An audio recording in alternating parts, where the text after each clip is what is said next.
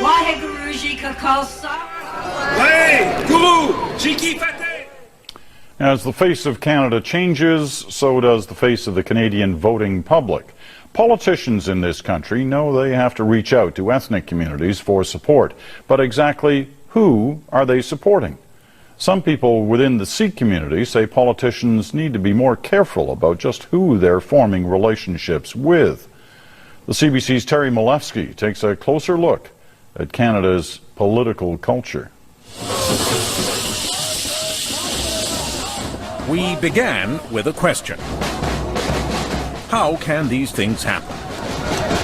How does it happen that a separatist movement from the other side of the world flourishes in Canada after killing hundreds of Canadians? These guys have figured out Canadian politics. Beautiful day. How can hundreds of thousands of dollars in taxpayers' money be handed over to a temple that is being sued for financial mismanagement?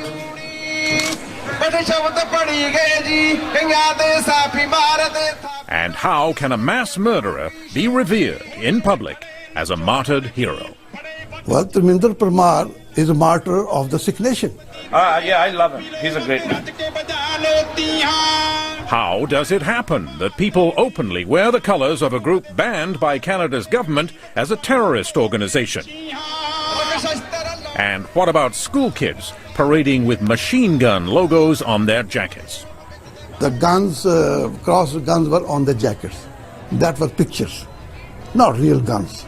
Prime Minister Stephen Harper wallo.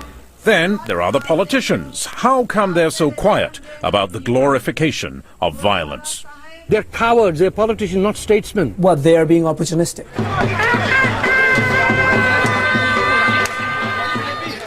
There is, of course, no single explanation for why the Sikh separatist movement still prospers and has political clout in, of all places, Canada, where the atrocity of the Air India bombing still reverberates 22 years later.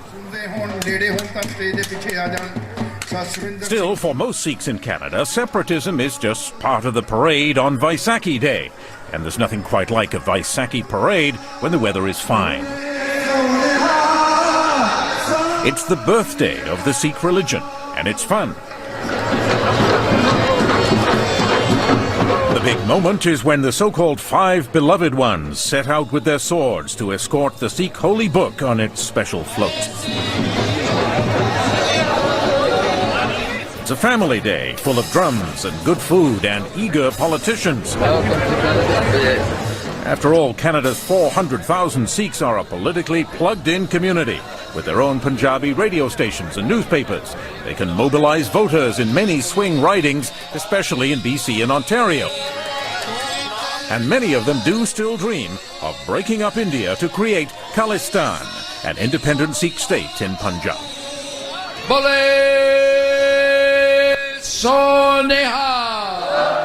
So it's only natural for politicians to try a little Punjabi.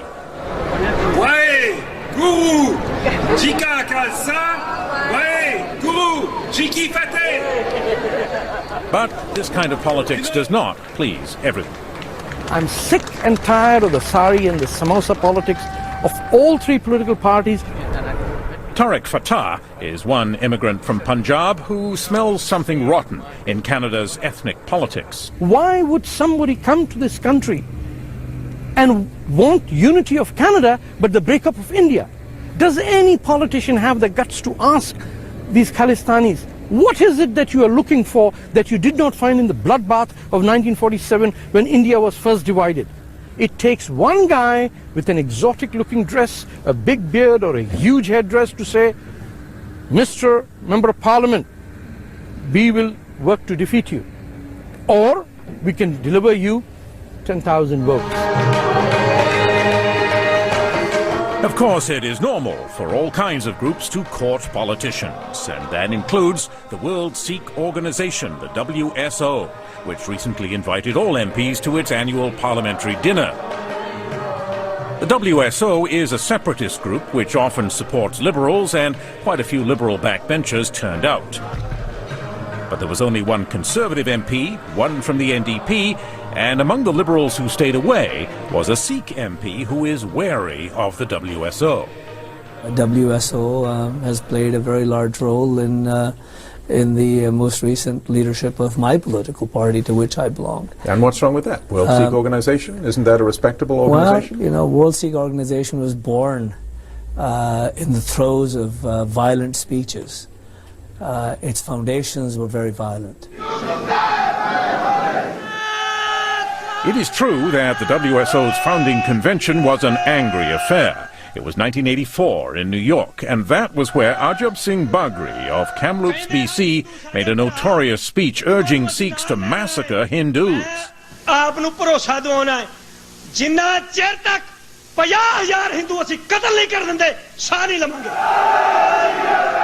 And it wasn't just Bagri. The WSO crowd cheered him on.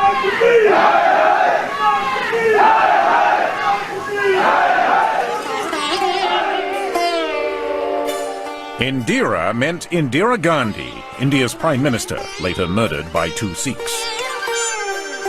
But all of that is not ancient history. It lives on. 2 decades later in Ontario, the Punjabi media still runs front pages like this one, in a paper closely linked to the World Sikh Organization. It honors the 2 Sikhs who killed Indira Gandhi, calling them martyrs.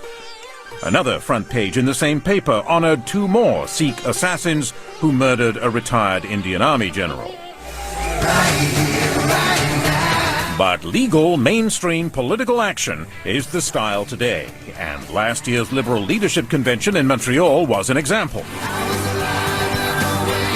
Some 250 Sikh delegates were recruited for Gerard Kennedy, and they followed him in a block to help put Stéphane Dion over the top. But some of the other delegates didn't like what they saw. What I saw was that many of these delegates didn't know how they were voting. I would go to them and they would say, I don't know, ask my husband. Witness to all of this. Tariq Fatah was a Bob Rae supporter. He says blocks of delegates were being herded and told how to vote by power brokers on the convention floor. It is not just the Sikh delegates. There were a whole bunch of Muslim delegates as well that were being bartered this way. If one person can hire 2 buses full of delegates, drive them, pay for their hotel and their breakfast and their food and drive them back, you tell me what's happening. Did that happen? Of course it happened. But horse trading at conventions is hardly unusual. What was unusual to Bob Rae's supporters was that some Sikh delegates objected to Rae bringing up the Air India bombing. And we listened to the families whose loved ones had been killed by In fact, my wife was approached by a delegate who happened to be a Sikh, not supporting Bob Rae, and didn't know who my wife was, said, Bob, you shouldn't vote for Bob, because Bob expressed the issue of violence about Air India in his speech. We should never ever forget the human tragedy and the human cost of what happened on that terrible day. That didn't seem controversial, but Rae had written a report on the Air India bombing, putting the blame squarely on Sikh separatists. Desange says some Sikh delegates didn't want to hear about Air India. You know, it baffles me that you have delegates on the floor of a major political party to which I belong who do not want a reference to Air India in a candidate's speech. Right Honourable Prime Minister has the floor. Order. All of this soon led to charges that the new Liberal leader was beholden to Sikh supporters with an agenda.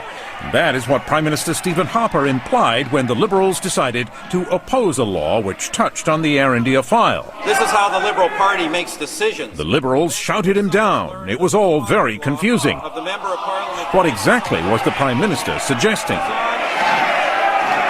At the heart of that noisy political scrap was the RCMP's continuing criminal investigation of the Air India bombing.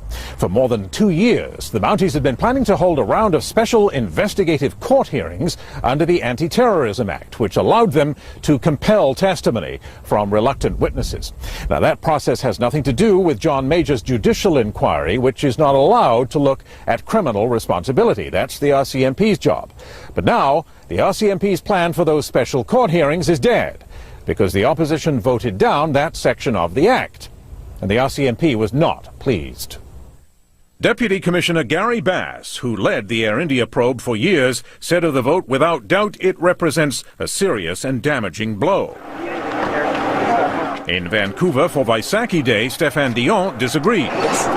Are you concerned at all that you did a serious blow, as the RCMP put it, to their investigation? I don't think so at all. I don't think so. You're not concerned? Let me make sure I understand your answer. My answer is that it did not hurt the investigation. Dion conceded, though, that he had not been briefed on the investigation, so it wasn't clear why he disagreed with the RCMP. But at this point, there was a whole new problem brewing, and not just for the Liberals. It was the Vaisakhi parade in Surrey. And this was the one where all parties showed up to find the mastermind of the Air India bombing being honoured as a martyr. This year's Vaisakhi parade in Surrey was supposed to be a celebration of the Sikh religion and culture. But the parade was run by a temple with a hardline separatist leadership, and a sign of things to come was a rare public appearance by Ajab Singh Bagri. Bagri, who was acquitted at the Air India trial, remains an important separatist figure as a co-founder of the Baba Khalsa, which is banned as a terrorist organization by the Canadian government, among others.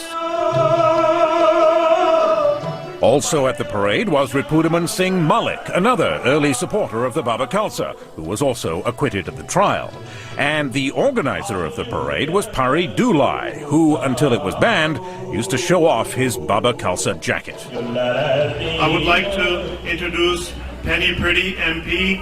Also present were plenty of politicians. NDP MP Penny Priddy, Waheguru Ji Ka Khalsa, and Liberal MP Suk Dhaliwal, and two Conservative MPs, Nina Grewal and Jim Abbott, representing the Prime Minister. The Premier of BC, Gordon Campbell, was there too, in an Indian outfit no less. But it wasn't him that made news. And it wasn't the Khalistani signs on the floats. It was the pictures on those floats. Organized by the Temple Committee, the floats honored a lineup of Sikh martyrs and assassins, including the late Talvinder Parmar. He's been dead for 15 years, but it's long been established that Parmar, the leader of the Baba Khalsa, led the Air India bomb plot. That makes him the worst mass murderer in Canada's history. And yet Parmar was portrayed as a hero, with 3 posters on 2 floats. Why was there a picture of Talvinder Parmar? Well, Talvinder Parmar is a martyr of the Sikh nation. Manmohan Singh, a long-time Khalistani separatist, spoke for the temple. He was the leader of the organization which did the bombing. He claimed to be a leader. He said it. But that doesn't mean he's proven it. But there was more than Parmar at the Surrey parade. As the RCMP rode by, young men openly wore the insignia of the International Sikh Youth Federation, which, like the Baba Khalsa, is banned in Canada as a terrorist organization. In fact, men and women alike showed off the ISYF logo. And in the parade, school children from Surrey's Khalsa School wore a crossed machine gun logo on their jackets. The guns, crossed guns were on the jackets. Yes. That were pictures, not real guns. Oh, so that's okay for school children to wear? Yeah, it's just a picture of the guns. But many other Sikhs saw their religion being hijacked by extremists. Balraj Diol of Brampton, Ontario. My serious concern is that they are trying to teach our younger generation, of our kids, that is what we are. That is our legacy, which I think is untrue. That is not our legacy. Sikhism does not stand for violence. Sikhism does not approve the killings of innocent people like that. For talking that way 20 years ago, Balraj Dayal was beaten by militants and left for dead. Now he says what happened in Surrey should not be considered acceptable. If that is the case, Terry, then tomorrow followers of Osama bin Laden can do the same thing, and would we accept it? When I look at it, I think we have a very, very serious double standard. Dave Hayer is another Sikh who was appalled. He is a member of the BC legislature from Surrey, but he saw what was coming and skipped the parade. It is different to celebrate your culture versus celebrating the terrorist. Many people come. Hayer has a history with the militants. His father, Tara Hayer, was a police witness in the Air India case but was murdered before he could testify. His son says he doesn't go to parades which glorify violence. If there are people who are terrorists and they are promoted as heroes, maybe it's a politician's responsibility to say, listen, maybe we should think twice. Should we participate ethically and morally in a parade? Another Sikh to stay away was Ujjal Dosanjh. He says the politicians who did go probably did not know what was coming, but once they found out that these posters were there and that these politicians themselves had participated in the parade, they had an obligation. They had a fundamental political obligation, both moral and, other than moral, to lead by example of denunciation, the strongest possible denunciation of that kind of behavior. But that did not happen. I don't know why are we making a fuss about Surrey. Dosanjh's Liberal colleague Sukh Dhaliwal would not utter a word of criticism about the events in Surrey. All I was there is to celebrate the Canadian values, that is peace, tolerance, diversity and respect for others. Penny Priddy of the NDP said she was disappointed to hear what had happened, but that's all. Do I regret going? No, I don't regret going because I would not have anticipated that would happen. I don't regret going anywhere where 100,000 Sikhs are going to celebrate not something negative, but something that is for them an important celebration in their culture. In fact, instead of distancing themselves from the parade organizers, the politicians were staying close. A week later, NDP leader Jack Layton visited the temple which ran the parade, although a spokesman later blamed poor advance work. And for the Conservatives, Nina Grewal declined to be interviewed about the parade. No comment. Jim Abbott at first said he was flabbergasted to hear what had happened, but he later reversed himself, saying, "I will vigorously defend this event." It was defended by Premier Campbell, too. And I'll continue to participate with the community who invite me to be part of that. It took a few days before things changed.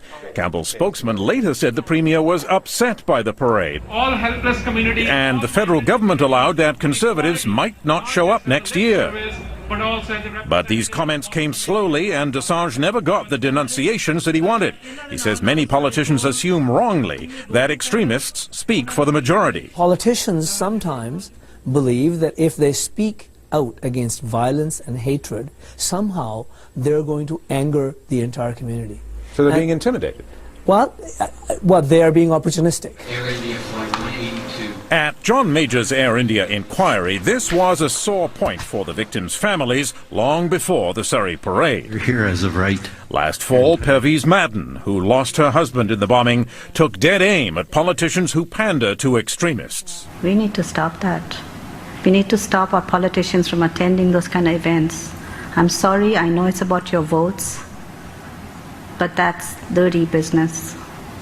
You don't want to be associated with a group that is linked to terrorism. You don't want those kind of votes. But her words did not seem to have much effect. And the issue is not just in BC. Take the Malton Temple near Toronto. Here too, the walls are lined with a fearsome array of gun-toting Sikh martyrs. And once again, a place of honor is reserved for Talvinder Parmar, the mastermind of the Air India bombing. But the provincial government doesn't seem to mind. With all the people coming, you have a big parade? Yeah. In fact, Premier Dalton McGuinty's government has recently handed out $750,000 to various Sikh temples, including Bolton, which got $100,000. The money is supposed to help settle new immigrants, but very few strings are attached. The Dixie Temple in Mississauga got $250,000, even though it is being sued over missing revenues. And the Rexdale Temple got $100,000. Not long before hosting a meeting of the Khalistani Liberation Organization, where the old cry of Khalistan forever was raised. Khalistan! Khalistan! Khalistan! But none of this affected the flow of government money. Well, you ask the Ontario government. They just dished out millions of dollars to all sorts of religious organizations, from the Greek Orthodox to Sikh temples to Muslim mosques. Do you think they could not find anyone in the Sikh community that deserved to integrate new immigrants into this country, rather than give money to temples that say Khalistan Zindabad, which basically says break up India into two countries? But speaking out against separatism can be bad for your health. Ujjal Dosanjh is an example. Some of these hoodlums and goons and gangsters and Gestapo tactic people. Back in '85, Ujjal Dosanjh was nearly beaten to death for taking on the extremists. He was carrying an iron bar. But today he is wondering if that could happen again, because, ominously, he is being reminded of that beating by his enemies in the Punjabi media. We have a huge readership, For years, Sukhminder Hansra, a supporter of the World Sikh Organization, has been running a popular Ontario weekly. It's the one which had that front page praising the killers of Indira Gandhi. This year, Hansra wrote an editorial about the Surrey parade which harshly attacked Ujjal Dosanjh. He's got problems with the community. Community has a problem with him. But Hansra went much further in Punjabi. His editorial said that 20 years ago, one of the Guru's loved ones gave Dosanjh a good thrashing. He goes on, such things are not accepted in these peaceful countries, but... Dosanjh says that's a threat. Obviously, it justifies violence, the past violence, by implication, violence that may happen in the future. Dosanjh complained to the RCMP, but Hansra says his article was not intended as a threat against Dosanjh. I don't think so. He felt challenged. Not threatened, challenged. Such challenges often confront those who speak out about Sikh extremism. They face threats, beatings, and in the case of Dave Hayer's father, murder. The names of the victims are oriented in the direction of Ireland. In the case of Air India, though, it was mass murder. The victims' families recently gathered in Toronto to unveil a new memorial to the 331 people who died. Those families know that their loved ones were killed by Khalistan separatists. And they know, too, that the separatist movement flourishes, even today, in Canada.